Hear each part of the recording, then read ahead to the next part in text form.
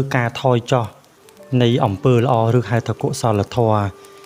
មានញ៉ាំងទៅដោយតែអកុសលច្រើនជាង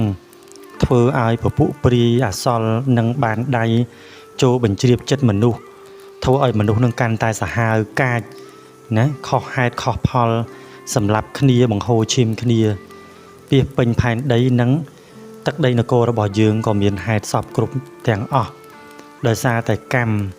ដោយសារតែហេតុបច្ច័យហើយដំណើរនៃផែនដីនិងសកលលោកនេះទៅមុខគឺមានតែការប្រះព្រាត់គ្នា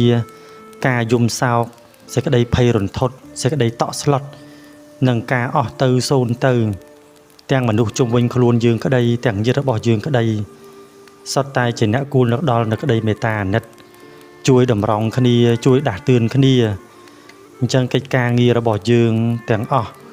មិនថាបងប្អូនពញាតឬក៏ខ្ញុំទេ